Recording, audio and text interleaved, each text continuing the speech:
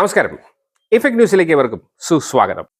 KNM സംസ്ഥാന committee ഏതാനും ദിവസങ്ങൾക്ക് മുമ്പാണ് പവിത്രമാണ് കുടുംബം, പരിശുദ്ധമാണ് ബന്ധങ്ങൾ എന്ന പ്രമേയം ഉയർത്തിപ്പിടിച്ചുകൊണ്ട് കേരള സംസ്ഥാനത്ത് ഇത് പ്രചരിപ്പിക്കണം എന്നുള്ള വലിയ ഒരു ക്യാമ്പയിനിന് തുടക്കം കുറിച്ചത്.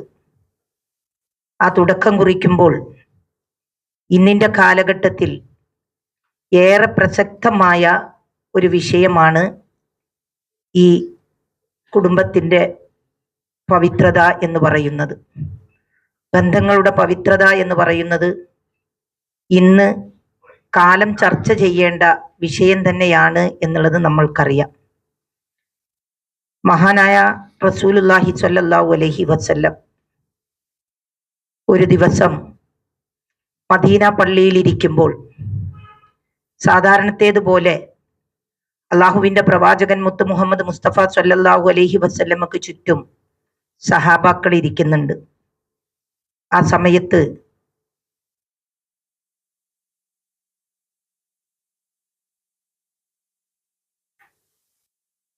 സമയത്ത് അള്ളാഹുവിൻ്റെ പ്രവാചകൻ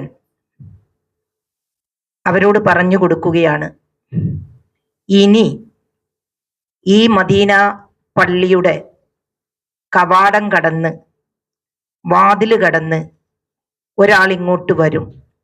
അദ്ദേഹം എന്നെക്കാൾ മുമ്പ് സ്വർഗത്തിലേക്ക് പ്രവേശിക്കുമ്പോൾ അവരുടെ കാലൊച്ച കേൾക്കും എന്ന് പറഞ്ഞു കൊടുക്കുകയാണ്.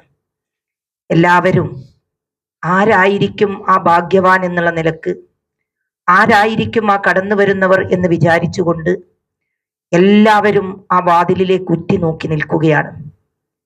സമയം ഇങ്ങനെ നീണ്ടുകൊണ്ടിരിക്കുകയാണ്. അവസാനം ആ വാതില് കടന്ന് നമ്മളൊക്കെ എന്നും നമ്മളുടെ പ്രസംഗങ്ങളിൽ സൂചിപ്പിക്കുന്ന മഹാനായ ബിലാൽ ഇബ്നു റബാഹ് റളിയല്ലാഹു അൻഹു കടന്നു വരികയാണ്.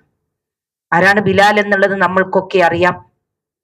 കറുത്ത വർഗക്കാരനായ, ഇസ്ലാം വിശ്വസിച്ചു എന്നുള്ള ഏക കാരണം കൊണ്ട് എല്ലാവിധത്തിലുള്ള അക്രമങ്ങളും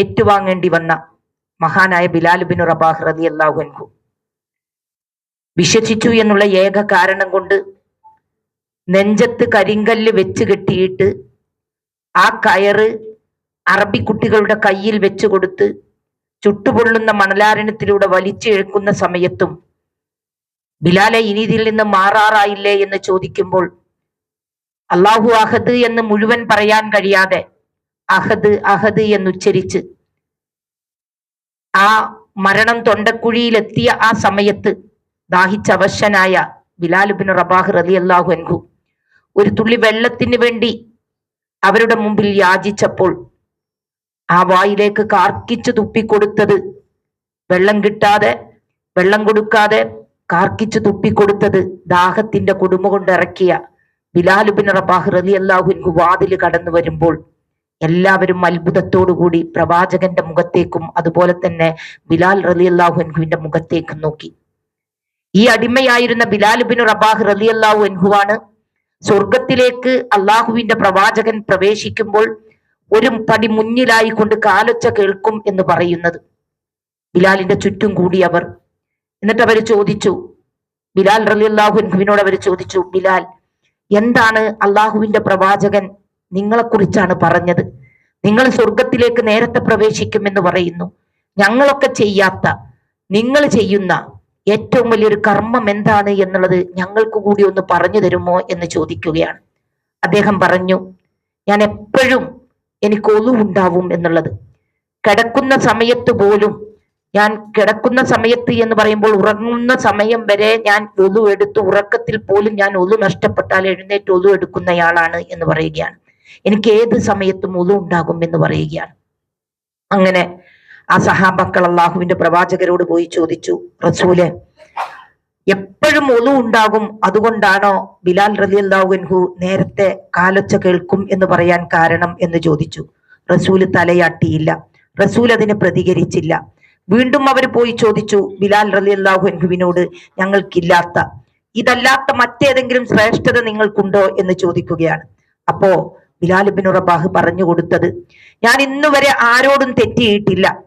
നമ്മളുടെ രണ്ട് ഉസ്താദുമാരും നമ്മളോട് പറഞ്ഞ വാക്യങ്ങൾ, ഞാൻ ഇന്നുവരെ ആരോടും തെറ്റിയിട്ടില്ല, ആരോടും ഞാൻ കെർവ് കാണിച്ചിട്ടില്ല, ആരോടും ഞാൻ അഹംഭാവത്തോടു കൂടി സംസാരിച്ചിട്ടില്ല, എല്ലാവരെയും സ്നേഹിച്ചിട്ടേ ഉള്ളൂ, ഒരാളോട് പോലും ഒരു മിനിറ്റ് നേരം ഞാൻ തെറ്റി നിന്നിട്ടില്ല എന്ന് പറയുകയാണ്.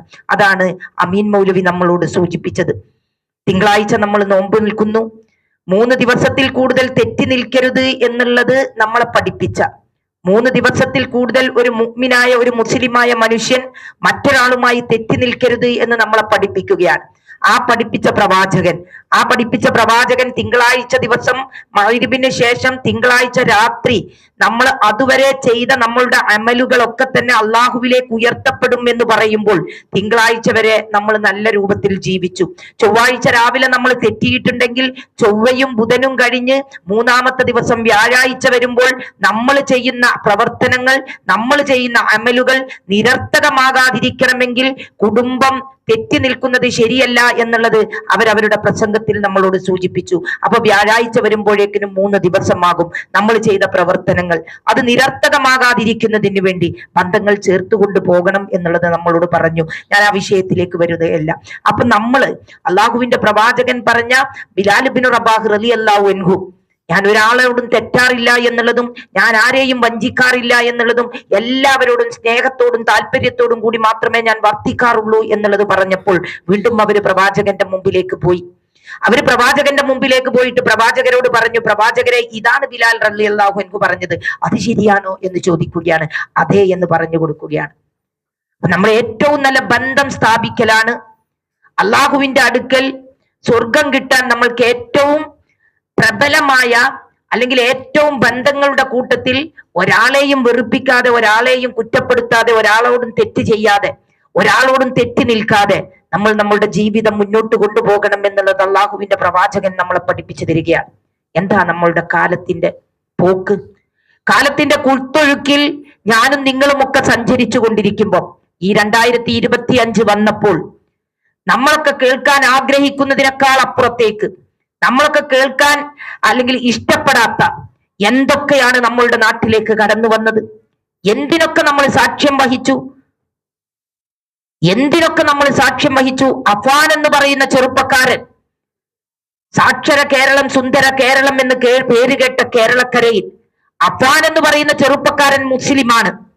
ആ മുസ്ലിമായ ചെറുപ്പക്കാരൻ അവനാണ് അവന്റെ ഉമ്മയെ കൊല്ലാൻ നോക്കിയത്. ഉമ്മയെ കൊന്നില്ല എന്നുള്ളത് മറ്റൊരു സത്യം. ഉമ്മയെ അല്ലെങ്കിൽ ഉമ്മ മരിച്ചു എന്നുള്ളത് അവൻ കരുതി. പക്ഷെ ഉമ്മ ബാക്കിയായി ഒരു കുടുംബത്തിലെ മുഴുവൻ ആളുകളെയും അവൻ കൊലപ്പെടുത്തുകയാണ്. 5 ആളുകളെ ഒരു കുടുംബത്തിൽ നിന്ന് കൊലപ്പെടുത്തുന്നത് അഫാൻ എന്ന് പറയുന്ന ചെറുപ്പക്കാരൻ. സ്വന്തം അനുജനെ, നമ്മളൊക്കെ പവിത്രമാണ് കുടുംബം എന്ന് നമ്മൾ സംസാരിക്കുമ്പോൾ നമ്മളുടെ കൊച്ചനുജത്തിമാരോട് ഏത് രൂപത്തിലായിരുന്നു നമ്മൾ വർത്തിച്ചിരുന്നത്? നമ്മളുടെ കുടുംബത്തിലെ ഇപ്പോഴത്തെ കുട്ടികൾ ഏത് രൂപത്തിലാണ് വർത്തിക്കുന്നത്? പക്ഷേ നമ്മളുടെ ഈ രാജ്യത്തിന്റെ നാനാഭാഗങ്ങളിലേക്ക് നമ്മൾ കണ്ണോടിക്കുമ്പോൾ സ്വന്തം അനുജന് അവൻ ഏറ്റവും ഇഷ്ടപ്പെട്ട മന്തി വാങ്ങിച്ചു കൊടുത്ത് ആ മന്തി കഴിച്ചതിന് ശേഷം തന്റെ സ്വന്തം അനുജനെ, കൂടപ്പിറപ്പിനെ കൊല ചെയ്യുകയാണ്. എന്നെ കൊല്ലരുതേ എന്ന് പറഞ്ഞുകൊണ്ട് പൊട്ടിക്കരഞ്ഞുകൊണ്ട് ഇക്കാക്കാന്റെ കാൽക്ക് കീഴിൽ വീഴുന്ന സമയത്ത്, ഇക്കാക്കാന്റെ കാല് പിടിക്കുന്ന സമയത്ത് നിഷ്ഠൂരമായി അവന് ഇഷ്ടമുള്ള ഭക്ഷണം വാങ്ങിക്കൊടുത്ത് അവനെ കൊല്ലുന്ന ജ്യേഷ്ഠ സഹോദരൻ നമ്മളുടെ നാട്ടിലാണെങ്കിൽ എന്താണ് ബന്ധങ്ങളെ കുറിച്ച് നമ്മൾക്ക് എന്താണ് പറയാനുള്ളത്? ആഷിഖ് എന്ന് പറയുന്ന ചെറുപ്പക്കാരനെ കുറിച്ച് നമ്മൾ കേട്ടു. ആരാ ആഷിഖ്? അൽ ജന്നത്തു തഹ്ത അഖ്ദാമിൽ ഉമ്മഹാത്ത് എന്ന് നമ്മളെ പഠിപ്പിക്കുകയാണ്. മാതാവിന്റെ കാൽക്ക് കീഴിലാണ് സ്വർഗം എന്ന് നമ്മളെ പഠിപ്പിക്കുമ്പോൾ ഉമ്മയോടുള്ള ബന്ധത്തെക്കുറിച്ച് നമ്മൾ വിശദീകരിക്കേണ്ട ആവശ്യമില്ലാത്ത തരത്തിൽ നമ്മൾക്ക് ഓരോരുത്തരും ഉമ്മമാരോടുള്ള ബന്ധത്തെക്കുറിച്ച് അറിയാം. ഇന്ന് നഷ്ടപ്പെട്ടുകൊണ്ടിരിക്കുന്നതും അത് തന്നെയാണ്. സ്വന്തം ആ ഉമ്മയെ കാണാൻ, ഉമ്മയുടെ അടുക്കലേക്കൊന്ന് പോകാൻ, ഉമ്മയെ ഒന്ന് പോയി ഉമ്മയോടൊപ്പം ഒരു നേരത്തെ ഭക്ഷണം കഴിക്കാൻ പോലും നമ്മൾക്ക് സമയമില്ലാത്ത അത്ര തിരക്കിലാണ് നമ്മൾ. ഉമ്മയെ കാണാൻ പോയിരുന്നോ എന്ന് ചോദിക്കുമ്പോൾ ഉമ്മയില്ലാത്ത ആളുകൾക്കറിയാം ആ വീട്ടിലേക്ക് പോകുമ്പോഴുള്ള പ്രയാസം. പക്ഷെ നമ്മളൊക്കെ അധികം ആളുകളും ഉമ്മമാര് ജീവിച്ചിരിക്കുന്ന നമ്മളുടെ സഹോദരിമാർ, ആ ഉമ്മമാരെ കാണാൻ ഉപ്പമാരെ കാണാൻ നമ്മൾ പോവാറില്ല. സമയമില്ല എന്നുള്ളതാണ് നമ്മളുടെ മുമ്പിലുള്ള ഏറ്റവും വലിയ പ്രശ്നം. ആ സമയമില്ലാത്തത് കൊണ്ട് ഫോൺ വിളിച്ചിരുന്നു എന്ന് നമ്മൾ പറയും, വീഡിയോ കോളിലൂടെ ഇന്ന് രാവിലെയും നമ്മൾ സംസാരിച്ചിരുന്നു എന്ന് പറയും. പക്ഷെ ഇതൊക്കെ ഉണ്ടെങ്കിലും അതിനേക്കാൾ അപ്പുറത്തേക്ക് നമ്മളുടെ ഒരു സാമീപ്യം, നമ്മളുടെ ഒരു തലോടൽ, നമ്മളുടെ ഒരു ചേർത്ത് പിടിക്കൽ അവരാഗ്രഹിക്കുന്നില്ലേ? ഏത് രൂപത്തിലാണ് നമ്മളെ വളർത്തി വലുതാക്കിയത് നമ്മളുടെ മാതാപിതാക്കൾ? ഏത് രൂപത്തിലാണ് കൈയാണോ വളരുന്നത് കാലാണോ വളരുന്നത് എന്ന് നോക്കി നമ്മളെ വളർത്തി ഉണ്ടാക്കിയ നമ്മളുടെ മാതാപിതാക്കൾ? അവരുമായിട്ടുള്ള നമ്മൾക്കുള്ള ബന്ധം ആര് വിച്ഛേദിച്ചാലും ആ ബന്ധം മാറ്റാൻ കഴിയാത്തത്ര, നമ്മൾ സാധാരണ പറയാറുള്ളത് പോലെ പുക്കിൾക്കൊടി ബന്ധം എന്ന് നമ്മൾ പറയാറുണ്ട്. ഒരു മുദ്ര നമ്മളുടെയൊക്കെ വയറ്റിലുണ്ട്. നമ്മളുടെ ഉമ്മയുടെ ഗർഭപാത്രത്തിൽ നിന്ന് നമ്മൾ ഇറങ്ങി വന്നതിന്റെ ഒരു മുദ്ര ആര് മുറിച്ചു മാറ്റിയാലും മാറ്റാൻ പറ്റാത്ത രൂപത്തിൽ നമ്മളുടെ വയറ്റത്ത് കിടക്കുന്നുണ്ട്. ആ ഉമ്മയെ ഏതെങ്കിലും ഒരു നേരത്ത് ആഴ്ചയിൽ ഒരിക്കലെങ്കിലും നമ്മൾ പോയി സ്വന്തം ഉമ്മയെ ഒന്ന് കണ്ട് ആ ഉമ്മയുടെ തലയൊക്കെ ഒന്ന് ചീകിക്കൊടുത്ത് കുട്ടികളെ സ്കൂളിലേക്ക് പറഞ്ഞയച്ചതിന് ശേഷം നമ്മൾ പോയി അവര് സ്കൂൾ വിട്ട് വരുന്നതിന്റെ മുമ്പ് നമ്മൾക്ക് തിരിച്ചു വരാം. പക്ഷെ പോവാറില്ല നമ്മള്. ഉമ്മയും ഉപ്പയും ഒറ്റക്കൊരു വീട്ടിലാ, ഉമ്മയും ഉപ്പയും ഒറ്റക്ക വീട്ടിൽ. നമ്മൾ സാധാരണ പറയാറുണ്ട് താഴെയുള്ള മക്കൾക്കാണ്, ഞങ്ങളുടെ നാട്ടിലൊക്കെ ഞാനും ഐഷയും ഒക്കെ മലപ്പുറത്ത് നിന്ന് വരുന്നത് കൊണ്ട് ഞങ്ങൾ എപ്പോഴും പറയാറുണ്ട് താഴെയുള്ള മക്കൾക്കാണ് വീട് എന്നുള്ളത്. തറവാട് വീട് താഴെയുള്ള മക്കൾക്കാണ്. അപ്പൊ ആ താഴെയുള്ള മക്കളാണ് തറവാട്ട് വീട്ടിൽ നിന്ന് ഉമ്മയും ഉപ്പയും മറ്റെവിടേക്കും പോകില്ല എന്നുള്ളതും നമ്മൾക്കറിയാം. പക്ഷെ ആ തറവാട്ട് വീട്ടിൽ താഴെയുള്ള മക്കൾക്കാണ് എന്ന് പറഞ്ഞാൽ അവിടുത്തെ അതിന്റെ ഉദ്ദേശം അത് നമ്മൾ മനസ്സിലാക്കുന്നത് ആ തറവാട്ട് വീട്ടിലാണ് ഉമ്മയും ഉപ്പയും ഉണ്ടാകുക, തറവാട്ട് വീട്ടിലാണ് ഉമ്മയും ഉപ്പയും ഉണ്ടാവുക. പക്ഷെ നമ്മളുടെ മക്കള്, നമ്മളെക്കാൾ സാമർത്ഥ്യം കൂടിയ മക്കളാണ് നമ്മളുടെ വീടുകളിലുള്ളത്. ചെറിയ മക്കൾ അവർ കല്യാണം കഴിക്കുന്നതിന് മുമ്പ് തന്നെ ഗൾഫിലേക്ക് പോയാൽ അല്ലെങ്കിൽ നാട്ടിൽ ജോലി നോക്കുന്നുണ്ടെങ്കിൽ ആ ജോലിയിൽ നിന്ന് കിട്ടുന്ന സമ്പാദ്യം കൊണ്ട് ഗൾഫിലേക്ക് പോയാൽ അവരൊരു 10 സെന്റ് സ്ഥലം വാങ്ങിച്ച് കല്യാണം കഴിയുന്നതിന് മുമ്പ് അതിൽ വീടുണ്ടാക്കിയിട്ട് കല്യാണം കഴിയുമ്പം പുതിയ വീട്ടിലേക്ക് താമസം മാറുക. എന്താ? തറവാട്ടിൽ നിന്ന് ഉമ്മയും ഉപ്പയും പോരൂല. ഇത്ര അധികമായി ചിന്തിക്കുന്ന ആളുകളാണ് നമ്മളുടെ മക്കൾ. ആ ഉമ്മയെയും ഉപ്പയെയും നമ്മൾ നോക്കണം എന്ന് പറയുമ്പോൾ, ആ ഉമ്മയുടെ കാൽക്ക് കീഴിലാണ് സ്വർഗം എന്ന് പറയുമ്പോൾ, ആഷിഖ് എന്ന് പറയുന്ന ചെറുപ്പക്കാരൻ കോഴിക്കോട് ജില്ലയിലെ താമരശ്ശേരിയിൽ, ഈ ആഷിഖ് എന്ന് പറയുന്ന ചെറുപ്പക്കാരൻ തൊട്ടടുത്ത വീട്ടിൽ നിന്ന് വെട്ടുകത്തി വാങ്ങിയിട്ട് വരിക. വെട്ടുകത്തി വാങ്ങിയിട്ട് വരുമ്പം ആ വീട്ടിലെ സഹോദരി ചോദിക്കുന്ന ഒരു ചോദ്യമുണ്ട്, എന്തിനാ മോനെ കത്തി എന്നുള്ളത്. എന്തിനാ മോനെ കത്തി എന്ന് ചോദിക്കുക. അടുത്ത വീട്ടിൽ നിന്ന് കത്തി വാങ്ങി വരുമ്പോ ഇളനീര് വെട്ടാനാണ് എന്ന് പറഞ്ഞപ്പോ, ഇളനീര് വെട്ടാനാണ് എന്ന് പറയുമ്പോ ആ കുട്ടി കത്തി വാങ്ങിയിട്ട് തൊട്ടടുത്ത വീട്ടിൽ നിന്ന് അയൽ വീട്ടിൽ നിന്ന് കത്തി വാങ്ങിയിട്ട് വരുമ്പം ഇളനീര് വെട്ടാനാണ് എന്ന് പറയുമ്പം ജനലിൽ കൂടി പുറത്തേക്ക് നോക്കി നിൽക്കുന്ന ഉമ്മ സ്വന്തം മകനോട് പറയുക, പണ്ട് ഇബ്രാഹിം നബി അലൈഹിസ്സലാമയോട് നമുക്കറിയാം ഇസ്മായിൽ നബി അലൈഹിസ്സലാം അറുക്കാൻ കൊണ്ടുപോകുന്ന സമയത്ത് ആ കാട്ടുവള്ളികൾ പറിച്ചെടുത്തുകൊണ്ട് എന്റെ കൈകാലുകൾ ബന്ധിപ്പിക്കണം ഉപ്പ, കത്തികൊണ്ട് എന്റെ കഴുത്തറുക്കുമ്പോൾ ഞാനൊന്ന് പിടഞ്ഞാൽ ഉപ്പക്ക് സങ്കടമാകും, ഉപ്പയുടെ കൈ വിറക്കും, അതുകൊണ്ട് എന്നെ അറുക്കാൻ കഴിയില്ല എന്ന് പറഞ്ഞു കൊടുത്തതുപോലെ കയ്യിലുള്ള കത്തിയാ കാണുന്ന കല്ലിലൊന്ന് ഉരസണം ഉപ്പ, കത്തിക്ക് മൂർച്ചയുണ്ടാവണമെന്ന് ഇസ്മായിൽ നബി അലൈഹിസ്സലാം പറഞ്ഞു കൊടുത്തതുപോലെ ജനലിനുള്ളിലൂടെ നോക്കുന്ന ഉമ്മ പറഞ്ഞു കൊടുക്കുക മോനോട്, മോനെ അവിടെ കാണുന്ന ആ മുറ്റത്ത് കാണുന്ന കല്ലിന്റെ അടുത്ത് ഇന്നലെ ഞാൻ കത്തി മൂർച്ച കൂട്ടാൻ ഉപയോഗിച്ച വെള്ളാരം കല്ല് പൊടിച്ചതുണ്ട്, ആ വെളുത്ത കല്ല് പൊടിച്ചതിന്റെ പൊടി അവിടെയുണ്ട്, അതിൽ വെച്ചൊന്ന് മൂർച്ച കൂട്ടിക്കോ, എന്നാൽ നമ്മൾക്ക് വേഗം പിന്നെ ഇളനീര് വെട്ടാൻ കഴിയും എന്നുള്ളത്. ആ കല്ലിൽ വെച്ച് മൂർച്ച കൂട്ടിയിട്ട് ആ കത്തിയുമായി അകത്തേക്ക് കടന്നു വന്ന് സ്വന്തം ഉമ്മയുടെ കഴുത്തറുക്കുന്ന മക്കൾ ഞാനും നിങ്ങളും ജീവിക്കുന്ന നാട്ടിലാണ്. ബന്ധങ്ങളുടെ പവിത്രത ഞാനും നിങ്ങളും മനസ്സിലാക്കണം. ആരോടാണ് ഞാൻ ഏറ്റവും കൂടുതൽ സേവനം ചെയ്യേണ്ടത് എന്ന് അള്ളാഹുവിന്റെ പ്രവാചകന്റെ മുമ്പിൽ വന്ന് ചോദിച്ചപ്പോൾ ഉമ്മുക്ക നിന്റെ ഉമ്മയോട് എന്ന് പറഞ്ഞു. വീണ്ടും പറഞ്ഞു ഉമ്മുക്ക നിന്റെ ഉമ്മയോട്, വീണ്ടും പറഞ്ഞു ഉമ്മുക്ക നിന്റെ ഉമ്മയോട്. 3 പ്രാവശ്യം ഉമ്മയുടെ റാങ്ക് ഉയർത്തിയതിന് ശേഷമാണ് 4ാമത്തെ പ്രാവശ്യം ഉപ്പയുടെ റാങ്കിലേക്ക് വന്നത്. പിന്നെ ആരോടാണ് റസൂലെ എന്ന് ചോദിച്ചപ്പോൾ 4ാമതാണ് ഉപ്പയുടെ സ്ഥാനത്തേക്ക് പറഞ്ഞത്. ആ ഉമ്മയെയാണ് വെട്ടിക്കൊലപ്പെടുത്തുന്നത്. ആർത്തട്ടഹസിക്കുന്ന ഒച്ച കേട്ടിട്ട് കയറി വന്ന ആളുകൾ പോലീസിലേക്ക് വിവരം കൊടുത്തു. പോലീസ് വന്നു. മകനെ കൂട്ടിക്കൊണ്ടു പോകുമ്പം എന്തിനാ ഉമ്മയോട് ഇത് ചെയ്തത് എന്ന് ചോദിച്ചപ്പം എനിക്ക് ജന്മം നൽകിയതിന് എന്ന് മറുപടി പറയുകയാണ്. എന്തിനാ ഇത് ചെയ്തത് എന്ന് ചോദിക്കുമ്പോൾ എനിക്ക് ജന്മം നൽകിയതിന് ഉമ്മയെ കൊല്ലുന്നു എന്ന് പറയുകയാണ്. നമ്മൾ അനുഭവിച്ച പ്രയാസങ്ങൾ, 10 മാസം ഗർഭം ചുമന്ന് നൊന്ത് പ്രസവിക്കുമ്പോൾ ആ പ്രസവിക്കുന്നതിന്റെ മുമ്പ് നമ്മളൊക്കെ ഉമ്മമാരാണ്. നമ്മൾ അനുഭവിച്ച കുറെ പ്രശ്നങ്ങളില്ലേ, ഇവർക്കറിയാത്ത ഒരുപാട് പ്രയാസങ്ങൾ. എന്തെങ്കിലും ഒരു ഭക്ഷണം കഴിക്കണമെന്ന് നമ്മൾക്ക് തോന്നിയാൽ ആ ഭക്ഷണം കഴിക്കാൻ നമ്മൾ എടുത്താൽ അത് രുചിയില്ലാത്തത് കൊണ്ടല്ല, അതിന്റെ വാസന പോലും ചിലപ്പോൾ നമ്മൾക്ക് പറ്റാതെ അത് മാറ്റിവെക്കുക.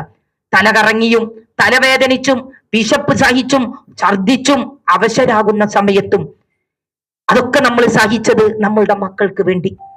നമ്മൾ കിടക്കുന്ന ഒരു കിടത്തമുണ്ട്, നമുക്കറിയാം. ആ കട്ടിലിന്റെ കാലിന്റെ ചുവട്ടിൽ ഇഷ്ടിക വെച്ച് കാലുയർത്തി വെച്ചിട്ട് തല കീഴേക്കാക്കി വെച്ച് നമ്മൾ കിടക്കുന്ന ഒരു കിടത്തമുണ്ടായിരുന്നു. ഇളകരുത് എന്ന് പറയുമ്പോൾ, അനങ്ങരുത് എന്ന് പറയുമ്പോൾ, തിരിഞ്ഞു കിടക്കണം എന്ന് നമ്മൾക്ക് തോന്നിയാൽ പോലും ഒന്ന് ചെരിഞ്ഞു കിടക്കാൻ നമ്മൾക്ക് കഴിയാതെ ആ കിടത്തം 8 മാസവും 9 മാസവും നമ്മൾ കിടന്ന് ആശുപത്രിയിലേക്ക് എത്തി. നോർമൽ പ്രസവം നടത്തിയ ആളുകൾ ഉണ്ടാകും, സിസേറിയൻ കഴിഞ്ഞ ആളുകൾ ഉണ്ടാകും. ആ കുട്ടികളെ നമ്മളുടെ കയ്യിൽ കിട്ടുമ്പോൾ നമ്മുടെ മടിയിലൊന്ന് ഇരുത്തി നമ്മളുടെ മാറിടത്തിലൂടെ ഒലിക്കുന്ന മുലപ്പാല് കൊടുക്കാൻ വേണ്ടി ഞാനും നിങ്ങളും പെട്ട പാട് നമ്മൾക്ക് ഓരോരുത്തർക്കും അറിയില്ലേ. സ്റ്റിച്ചിന്റെ വേദന കൊണ്ട് ഇരുന്നൊന്ന് പാല് കൊടുക്കാൻ പോലും കഴിയാത്ത അവസ്ഥയുണ്ടായിരുന്നു. അങ്ങനെയുള്ള നമ്മളുടെ മക്കളാണ്. ആ മകൻ ആഷിഖ് എന്ന് പറയുന്ന കുട്ടി ചെറുപ്പത്തിൽ ഉപ്പ ഉപേക്ഷിച്ചു പോയ കുട്ടിയെ താൻ മറ്റൊരു വിവാഹം കഴിച്ചാൽ എന്റെ കുട്ടിയുടെ സുഖം നടക്കില്ല എന്ന് വിചാരിച്ച് ആ കുട്ടിയെ പൊന്നുപോലെ പോറ്റി വളർത്തി 23 വയസ്സ് പ്രായമായപ്പം ഉപ്പ ഈ ഉമ്മായെ കൊല്ലുന്ന ഒരവസ്ഥയിലേക്ക് എത്തി. ഇതാണ് നമ്മളുടെ നാട് എന്ന് പറയുന്നത്. മിഹ്റിൻ എന്ന് പറയുന്ന ഒരു കുട്ടി 23 അപ്പുറത്തും ഇപ്പുറത്തും ഇരിക്കുന്ന കോളേജിൽ പഠിക്കുന്ന സഹപാഠികൾ, ആ കോളേജിൽ പഠിക്കുന്ന സഹപാഠികൾ അങ്ങോട്ടും ഇങ്ങോട്ടുമുള്ള ഒരു അസ്വാരസ്യത്തിന്റെ പേരിൽ സഹിക്കാൻ കഴിയാതെ 23 നില ഉയരമുള്ള ബിൽഡിങ്ങിന്റെ മുകളിൽ നിന്ന് താഴേക്ക് എടുത്തു ചാടുക. കഴിയുന്നില്ല നമ്മളുടെ കുട്ടികൾക്ക് സഹിക്കാൻ. നിസാര കാരണങ്ങൾക്ക് ഈ ദുനിയാവ് അവസാനിപ്പിച്ചു പോകുന്ന നമ്മളുടെ കുട്ടികൾ നമ്മൾ കണ്ടില്ലേ. ഏറ്റവും അവസാനം ഞാനും നിങ്ങളും കണ്ടു ഷഹബാസ് എന്ന് പറയുന്ന ഒരു കുട്ടിയുടെ ചിത്രം. നമ്മള് കൂടെ പഠിക്കുന്ന കുട്ടികളെ സഹപാഠികൾ എന്നുള്ളതിന്റെ അപ്പുറത്തേക്ക് കൂടപ്പിറപ്പുകളായി നമ്മൾ കാണുന്ന ഒരു അവസ്ഥയുണ്ട്. കൂടപ്പിറപ്പുകളായി ഞാൻ ഇന്നിന്റെ ഈ കാലഘട്ടം നിങ്ങളുടെ മുമ്പിലേക്ക് വെച്ചു തരുന്നത് ഇതിനെന്തുണ്ട് പരിഹാരം എന്ന് നമ്മൾ നിർദ്ദേശിക്കുന്നതിന് വേണ്ടിയാണ്. ഷഹബാസ് എന്ന് പറയുന്ന ഇത്തിരി പോന്ന കുട്ടി 15 വയസ്സ് പൂർത്തിയാകുമ്പോ നമ്മൾ സ്കൂളിലേക്ക് പോകാറുണ്ട്. ഞാനും നിങ്ങളും സ്കൂളിലേക്ക് പോയിരുന്ന കാലഘട്ടമുണ്ട്. ഇപ്പോഴത്തെ ചെറിയ പെൺകുട്ടികൾക്ക് അറിയാത്ത ഒരു കാലഘട്ടം. പുസ്തകം മാറോട് അടുക്കി പിടിച്ച് നമ്മൾ പോകുന്ന വഴിയിൽ കാണുന്ന കല്ലിനോടും മുള്ളിനോടും സംസാരിച്ച്, വേലിപ്പടർപ്പുകളിലുള്ള പൂച്ചെടിയോട് നമ്മൾ സംസാരിച്ച്, അപ്പുറത്ത് ഇന്ന് നമ്മൾ നിപ്പ ബാധിക്കുമെന്നുള്ള പേടി കൊണ്ട്, അതല്ലെങ്കിൽ മറ്റേതെങ്കിലും രോഗം വരുമെന്നുള്ള പേടി കൊണ്ട് മാവിന്റെ ചുവട്ടിൽ വീണ് കിടക്കുന്ന ഒരു കണ്ണിമാങ്ങയോ അതല്ലെങ്കിൽ ഏതെങ്കിലും ഒരു പഴുത്ത മാങ്ങയോ പിന്നെ നമ്മളുടെ കൺമുന്നിൽ വെച്ച് വീണാൽ പോലും അത് എടുക്കരുത് എന്ന് ഉപദേശിക്കുന്ന നമ്മളുടെ ഈ നാട്ടിൽ നമ്മൾ സ്കൂളിലേക്ക് പോയിരുന്നപ്പോൾ തൊട്ടടുത്ത പോകുന്ന വഴിയിലെ വീട്ടിലെ മാവിൻ ചുവട്ടിൽ വീണ് കിടക്കുന്ന മാങ്ങ നമ്മൾ എടുക്കാറുണ്ട്. അത് കാക്ക കൊത്തിയതാണെങ്കിലും നമ്മൾ മറ്റൊന്നും ചിന്തിക്കാതെ കാക്ക കൊത്തിയതാണെങ്കിലും അതെടുത്ത് കാക്ക കൊത്തിയ ഭാഗം വായ കൊണ്ട് നമ്മൾ കടിച്ചെറിഞ്ഞ് ആദ്യം നമ്മളൊരു കഷ്ണം കടിച്ചു കഴിഞ്ഞാൽ അപ്പുറത്തിരിക്കുന്ന ഐഷക്ക്, അതിന്റെ അപ്പുറത്തിരിക്കുന്ന സുലൈഖാക്ക്, അതിന്റെ അപ്പുറത്തിരിക്കുന്ന ഷാഹിനാക്ക് എല്ലാവർക്കും നമ്മൾ കടിച്ച മാങ്ങ കടിക്കാൻ കൊടുക്കുക അല്ലേ? അങ്ങനെ തന്നെയല്ലായിരുന്നു സ്കൂളിലേക്ക് പോയിരുന്നത്. ആ ഒരു കാലഘട്ടം ഉണ്ടായിരുന്നു. ഞാൻ പഠിക്കുന്ന സമയത്ത് എന്നെ പഠിപ്പിക്കുന്ന കണക്ക് മാഷുണ്ട്, തോമസ് മാഷ്. കയ്യിൽ വടിയുമായി വരുന്നത് കാണുമ്പോൾ തന്നെ നമ്മൾക്ക് പേടിയാ. കണക്ക് ബോർഡിൽ ഇട്ട് തന്നത് ചെയ്യാൻ പറഞ്ഞ് അഥവാ തെറ്റിയാൽ അതിന് അടിക്കുന്നതിന് വേണ്ടി, ഇന്ന് അടി എന്ന് പറയുന്നത് നമ്മുടെ സ്കൂളിൽ ഇല്ലാത്ത ഒരു കാലഘട്ടത്തിൽ അടിക്കാൻ വേണ്ടി കൈ നീട്ടാൻ വേണ്ടി ആവശ്യപ്പെടുന്ന സമയത്ത് കൈ നീട്ടിക്കൊടുക്കുന്നത് വിറയാർന്ന കൈകളായിരിക്കും നീട്ടിക്കൊടുക്കുക. ആ വിറയാർന്ന കൈകളിലേക്ക് അടി വീഴുന്നത് കാണാനുള്ള ശക്തി ഇല്ലാതെ ഞാൻ കണ്ണടച്ച് കൈ കാണിച്ചു കൊടുക്കുന്നുണ്ടെങ്കിൽ എന്റെ കയ്യിലേക്ക് അടി വീഴുന്നതിന്റെ മുമ്പ് അപ്പുറത്തിരിക്കുന്ന ഐഷ അവൾ പൊട്ടിക്കരയുന്നുണ്ടാവും. കാരണം എനിക്ക് വേദനിക്കോ എന്ന് പേടിച്ചിട്ട്. വീട്ടിലേക്ക് നമ്മൾ തിരിച്ചു ചെല്ലുമ്പോൾ നമ്മളൊക്കെ വൈകുന്നേരമാകുമ്പം ഇന്നില്ലെങ്കിലും അന്ന് നമ്മൾ വൈകുന്നേരമാകുമ്പോൾ നമ്മളുടെ ഉമ്മമാരൊക്കെ തൊട്ടടുത്ത വീട്ടിൽ ഒരുമിച്ച് കൂടും. ബാങ്ക് കൊടുക്കാനാവുന്നത് വരെ അവർ വർത്തമാനം പറഞ്ഞിരിക്കും. ഇപ്പുറത്ത് നമ്മൾ കുട്ടികളൊക്കെ പുറത്ത് കളിക്കും. ആ കളിക്കുന്നതിനിടയിൽ തല്ലുകൂടും, വികൃതി കാണിക്കും, ഒക്കെ ചെയ്യും. ഒരു ഉമ്മയും ചോദിക്കാൻ വരാറില്ല എന്തിനാ തല്ലുകൂടുന്നത്, അല്ലെങ്കിൽ എന്തിനാ നിങ്ങൾ തർക്കിക്കുന്നത് എന്ന് ചോദിക്കാൻ ഒരു ഉമ്മയും വരില്ല. മഗ്‌രിബ് ബാങ്ക് കൊടുക്കാനാകുമ്പം സ്വന്തം മക്കളെയും കൂട്ടി വീട്ടിലേക്ക് പോയി കയ്യും കാലും കഴുകി മേല് കഴുകി വൃത്തിയാക്കിയിട്ട് മഗ്‌രിബ് നിസ്കരിക്കാൻ വേണ്ടി ആവശ്യപ്പെടും.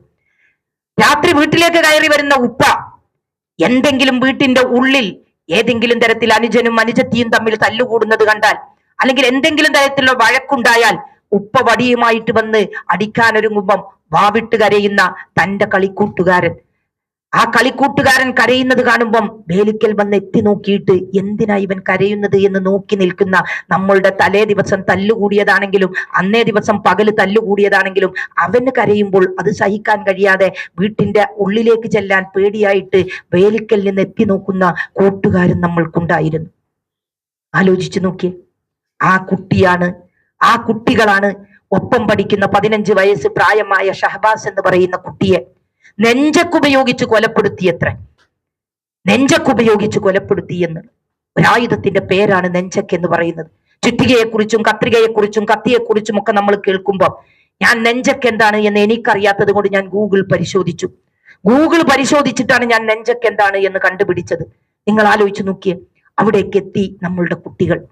ഇവിടെ ആരെയാണ് നമ്മൾ ഉപദേശിക്കുക? ആരോടാ നമ്മളുടെ ഉപദേശം നമ്മൾ പറഞ്ഞു കൊടുക്കുക? ഞാൻ സ്കൂളിൽ പഠിപ്പിക്കുമ്പോൾ, ഞാൻ പഠിപ്പിക്കുന്ന സ്കൂളിലേക്ക്, ഞാൻ പഠിപ്പിക്കുന്ന ക്ലാസ്സിലേക്ക്, ഞാന് അന്നും പിന്നെ പഞ്ചായത്ത് മെമ്പറും ജില്ലാ പഞ്ചായത്ത് മെമ്പറും ഒക്കെ ആയിരിക്കുന്ന സമയത്ത് എൻ്റെ ഫോണ് ബാഗിൽ വെച്ച്, ആ ബാഗിൽ ഫോൺ ഉണ്ടായിരുന്നു. ആ സ്കൂൾ വിടാൻ നേരത്ത് ഞാനൊന്ന് ഓഫീസ് റൂമിലേക്ക് പോയ സമയത്ത്, എന്തോ ഒരു ആവശ്യത്തിന് അവിടെ നിന്ന് പുറത്തിറങ്ങിയ സമയത്ത് ആ ബെല്ലടിക്കുമ്പം എൻ്റെ ക്ലാസ്സിൽ പഠിക്കുന്ന കുട്ടി ഓടി വരിക. ഓടി വന്നിട്ട് എൻ്റെ കുട്ടി ചോദിക്കുന്ന ഒരു ചോദ്യമുണ്ട്, ടീച്ചർ നിങ്ങൾ എവിടെയാണ്? ഫോൺ ബെല്ലടിക്കുന്നുണ്ട് എന്ന് പറയും. അപ്പൊ ഞാൻ പറഞ്ഞു അടിച്ചോട്ടെ, കുഴപ്പമില്ല എന്നുള്ളത്. രണ്ടാമത് വീണ്ടും ഓടി വന്നു, ടീച്ചറെ വീട്ടിൽ നിന്ന് ഹസ്ബൻഡാണ് വിളിക്കുന്നത്. കുഴപ്പമില്ല, അവിടെ നിന്നോട്ടെ. ടീച്ചറെ പ്രശ്നം ഉണ്ടാവൂലേ എന്ന് ചോദിക്കുക.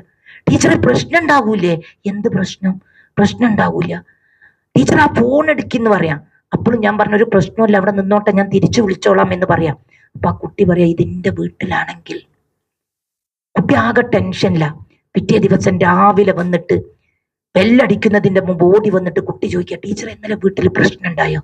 എന്തിനെ എന്ന് ചോദിക്കുമ്പോൾ, ടീച്ചർ ഇന്നലെ ഹസ്ബൻഡിന്റെ ഫോൺ എടുത്തില്ലല്ലോ, വീട്ടിൽ പ്രശ്നം ഉണ്ടായോ എന്ന് ചോദിക്കുക. അപ്പൊ എന്താ, എൻ്റെ ഉമ്മയെ വിളിച്ചാൽ ഫോണൊന്നും എടുത്തിട്ടില്ലെങ്കിൽ അന്ന് ഞങ്ങളുടെ വീട്ടിൽ യുദ്ധസമാനമായ അന്തരീക്ഷമാണ് എന്ന് പറയാം. നമ്മൾ ആലോചിക്കണം. ഇത് കണ്ടു വളരുന്ന കുട്ടികൾ എങ്ങനെ നമ്മൾക്ക് പിടിച്ചാൽ കിട്ടുന്ന കുട്ടികളാകും? നമ്മൾ ആദ്യം നന്നാവണ്ടേ?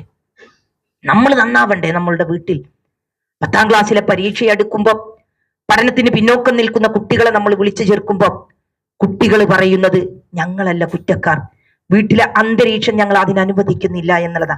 ഉപ്പ മിണ്ടാറില്ല, ഉമ്മ മിണ്ടാറില്ല, ഉപ്പയും ഉമ്മയും പരസ്പരം മിണ്ടുന്നില്ല, ഞങ്ങൾക്ക് വീട്ടിൽ സ്വസ്ഥതയില്ല, സമാധാനമില്ല. അവസാനം രക്ഷിതാക്കളെ വിളിച്ചു വരുത്തുക. ഉമ്മയെയും ഉപ്പയെയും വിളിക്കുമ്പോൾ രണ്ടാളും ഒരുമിച്ച് സ്കൂളിലേക്ക് വരാൻ ധൈര്യം കാണിക്കുന്നില്ല, വരില്ല എന്ന് പറയാ. ഉമ്മ വേറെ വരാം, ഉപ്പ വേറെ വരാം എന്ന് പറയാ. നിർബന്ധിച്ച് അധ്യാപകർ കുട്ടികളെ, രക്ഷിതാക്കളെ നിർബന്ധിച്ച് വീട്ടിലേക്ക് വിളിച്ചു വരുത്തുമ്പം കുട്ടികളല്ലേ നമ്മളുടെ സമ്പത്ത്, അവര് ജയിക്കണ്ടേ, അവര് പഠിക്കണ്ടേ എന്ന് ചോദിക്കുമ്പോൾ തൽക്കാലം നിങ്ങൾ നിങ്ങളുടെ വീട്ടിലെ അസ്വാരസ്യങ്ങൾ മാറ്റിവെച്ച് ഒന്നിച്ചു നിൽക്കണം എന്നവരോട് പറയുമ്പോൾ തൽക്കാലത്തേക്ക് അവർ മാറ്റിവെക്കുക. 10ാം ക്ലാസ്സിലെ പരീക്ഷ കഴിഞ്ഞ് കുട്ടി ജയിച്ചു കഴിഞ്ഞാൽ കുട്ടികൾ വന്നിട്ട് പറയുന്നത്, മാർക്ക് ലിസ്റ്റ് വാങ്ങാൻ വരുമ്പം പറയുന്നത്, പരീക്ഷ കഴിയുവോളം ഒരു പ്രശ്നമില്ലായിരുന്നു, യുദ്ധം തുടങ്ങി ടീച്ചറെ എന്നുള്ളത്. അപ്പൊ പിന്നെ നമ്മളുടെ കുടുംബത്തെ നോക്കി, നമ്മളുടെ വീട്ടിനെ നോക്കി, വീട്ടിന്റെ അകത്തളങ്ങളിലേക്ക് നോക്കി നമ്മളുടെ വളർത്തേണ്ട നമ്മളുടെ മക്കൾ നമ്മളെ കണ്ട് വളരുമ്പോൾ, സ്നേഹം കിട്ടാതിരിക്കുമ്പോൾ, സ്നേഹവും ലാളനയും കിട്ടേണ്ടടുത്ത് കിട്ടാതിരിക്കുമ്പോൾ അവരെങ്ങനെ ഈ തരത്തിലുള്ള ക്രിമിനൽ അല്ലെങ്കിൽ ക്രിമിനലായ മനസ്സുമായിട്ട് നമ്മളുടെ കുട്ടികൾ പുറത്തിറങ്ങുന്നതിന് നമ്മൾ ആരോടും പറഞ്ഞിട്ട് കാര്യമില്ല. മഹാനായ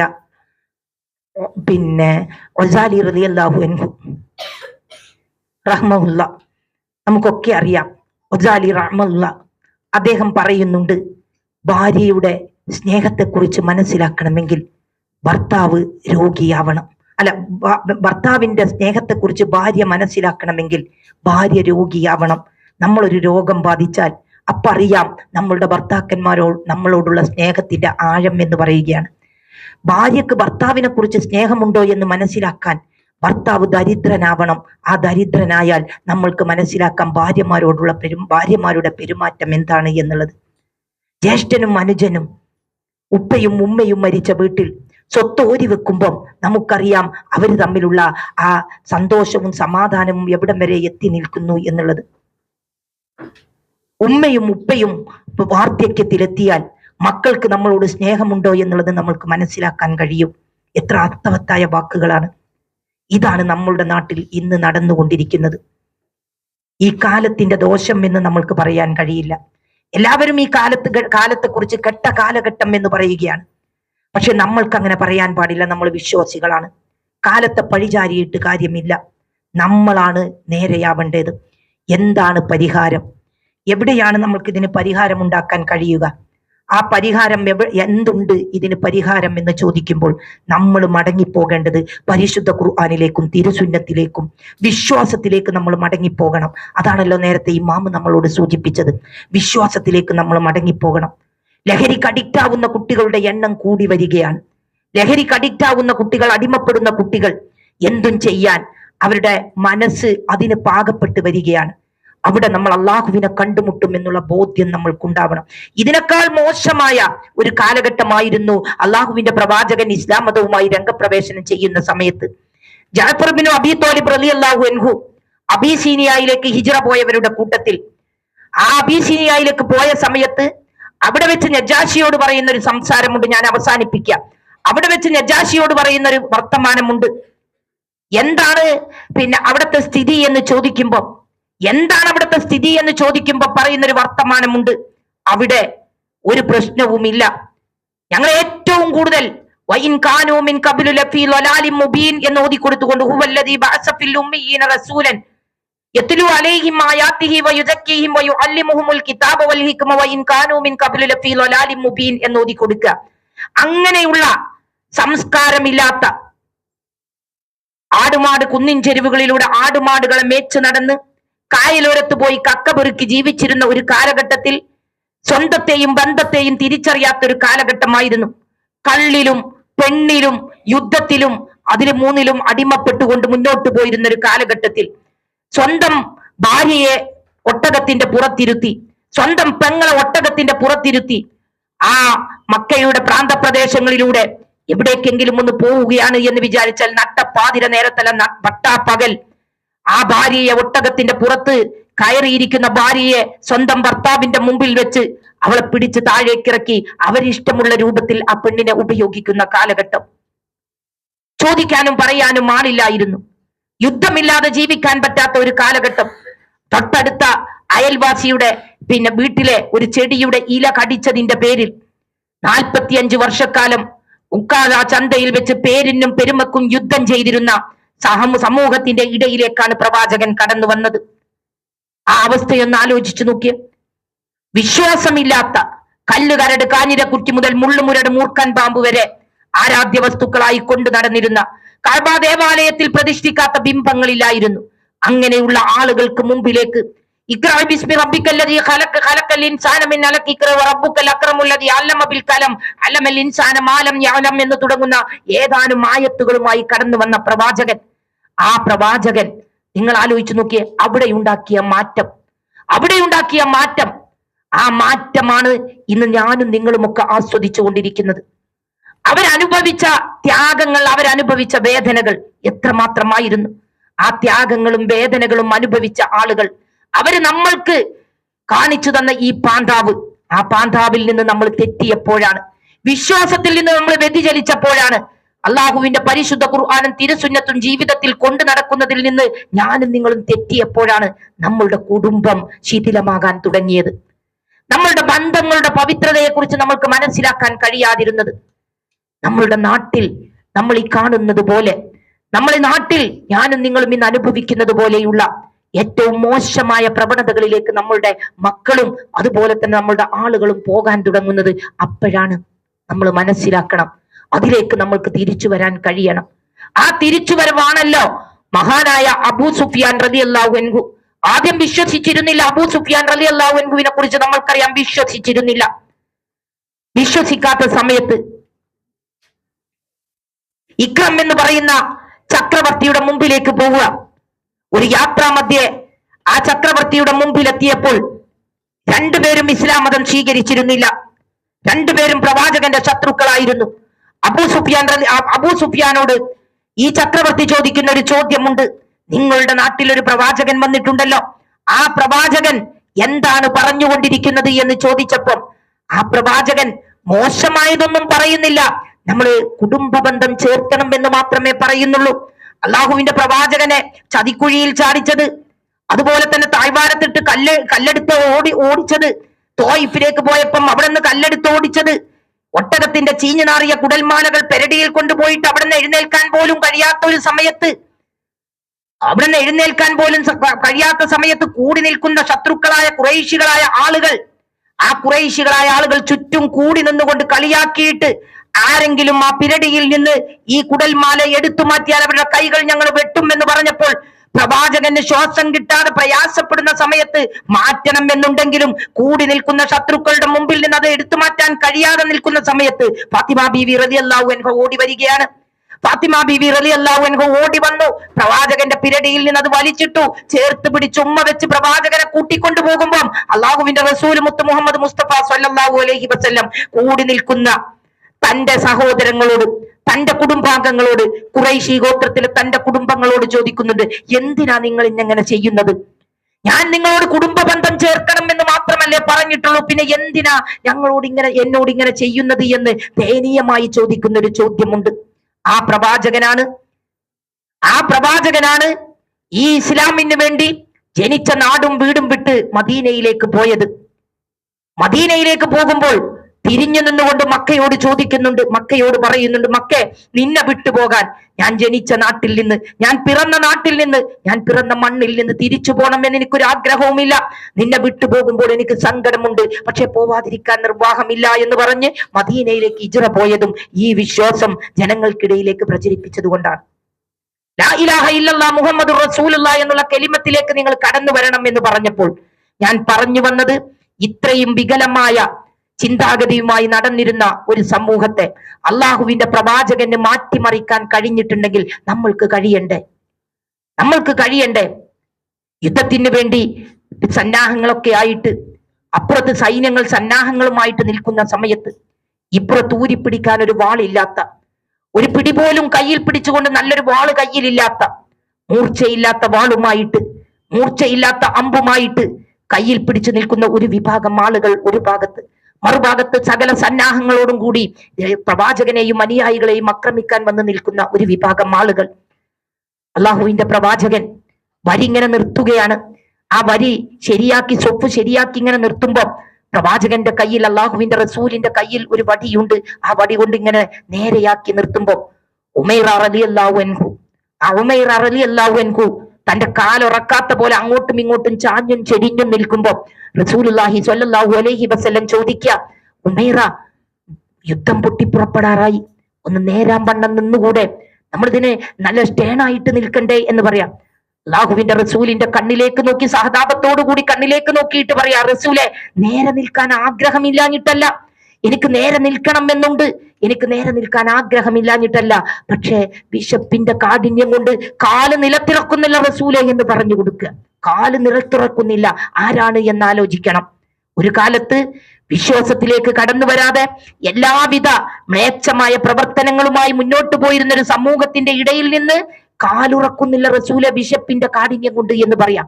ആ വിശപ്പിന്റെ കാഠിന്യം ഉണ്ടായിട്ടും ആ യുദ്ധത്തിന് വരി നിൽക്കുകയാണ്.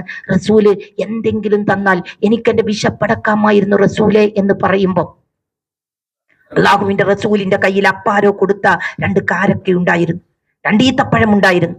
ആ ഈത്തപ്പഴം അള്ളാഹുവിന്റെ റസൂല് ഉമൈർ റളിയല്ലാഹു അൻഹുവിന്റെ കയ്യിലേക്ക് വെച്ചു കൊടുക്കുക. ആ ഉമൈർ റളിയല്ലാഹു അൻഹുവിന്റെ കയ്യിലേക്ക് വെച്ചു കൊടുത്തപ്പോഴാണ് അള്ളാഹുവിന്റെ പരിശുദ്ധ ഖുർആനിലെ ആയത്തിറങ്ങുന്നത്. ഈ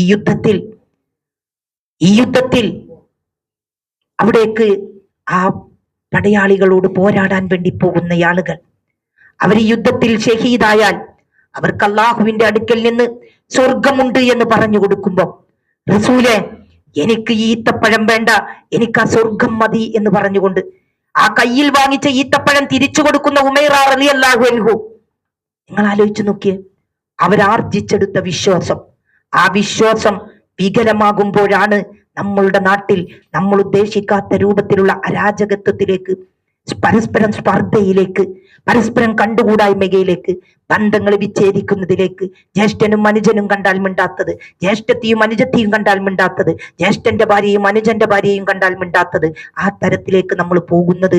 അപ്പോഴാണ് നമ്മളുടെ മനസ്സിൽ നിന്ന് വിശ്വാസം വികലമായി കൊണ്ടിരിക്കുമ്പോൾ, വിശ്വാസം നമ്മളുടെ മനസ്സിൽ രൂഢമൂലമാകാത്തത് കൊണ്ടാണ് അത്തരത്തിലേക്ക് നമ്മൾ പോകുന്നത്. അതുകൊണ്ട് ഞാൻ അവസാനിപ്പിക്കുകയാണ്. ആയിഷ, ഇനി നമ്മളോട് സംസാരിക്കാനുണ്ട്. നമ്മൾ മടങ്ങണം. അള്ളാഹുവിന്റെ പ്രവാചകൻ കൊണ്ടുവന്ന പരിശുദ്ധ ഖുർആനിലേക്കും തിരുസുന്നത്തിലേക്കും, ആ വിശ്വാസത്തിലേക്ക് നമ്മൾ മടങ്ങണം.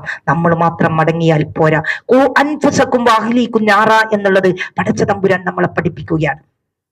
ഖു അൻഫുസക്കും വഅഹ്ലീക്കും നാറ, നിങ്ങൾ മാത്രം രക്ഷപ്പെട്ടാ പോരാ, നമ്മൾ രക്ഷപ്പെടണം. ആദ്യം നമ്മളുടെ ശരീരത്തെ രക്ഷപ്പെടുത്തണം, നമ്മളുടെ കുടുംബത്തെ നരകത്തിൽ നിന്ന് നമ്മൾ രക്ഷപ്പെടുത്തണം. അപ്പോൾ അതിന് വേണ്ടിയിട്ട് നമ്മൾ വിശ്വാസം ആർജിച്ചെടുക്കുന്നത് പോലെ തന്നെ, നമ്മൾ നിസ്കരിക്കുന്നത് പോലെ നമ്മളുടെ കുടുംബത്തെ നമ്മൾ നിസ്കരിപ്പിക്കണം, നമ്മളുടെ കുട്ടികളെ നിസ്കരിപ്പിക്കണം, നമ്മളുടെ കുടുംബത്തോട് നമസ്കരിക്കാൻ വേണ്ടി ആവശ്യപ്പെടണം.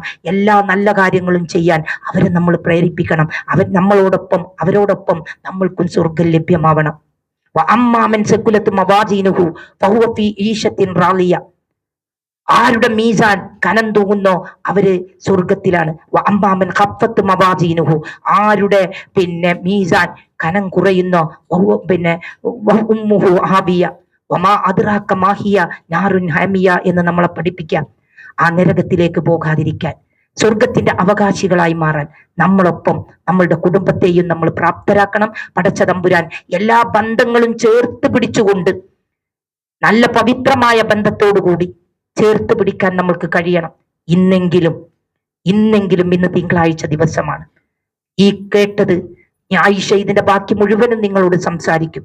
ഈ കേട്ടത് നേരത്തെ നുസൈഫ് പറഞ്ഞതുപോലെ നമ്മളുടെ ജീവിതത്തിൽ പ്രാവർത്തികമാക്കണം.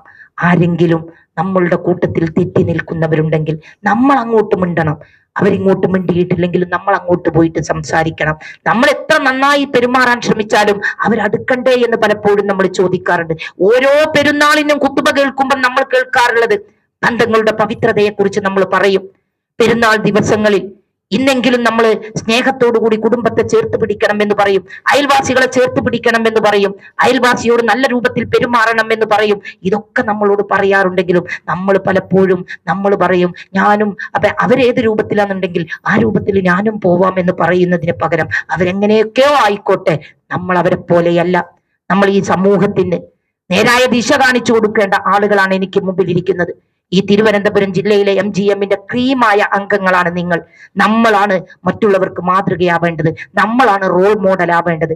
ആ റോൾ മോഡൽ ആയിക്കൊണ്ട് മറ്റുള്ളവർ നമ്മളോട് എന്ത് ചെയ്യുന്നു എന്നുള്ളതിനപ്പുറത്തേക്ക് നമ്മൾ എന്ത് ചെയ്യണം, നമ്മൾ എങ്ങനെയാവണം എന്നുള്ളത് അവർക്ക് പഠിപ്പിച്ചു കൊടുക്കണം. പടച്ച തമ്പുരാൻ അതിന് നമ്മൾ അനുഗ്രഹിക്കുമാറാവട്ടെ.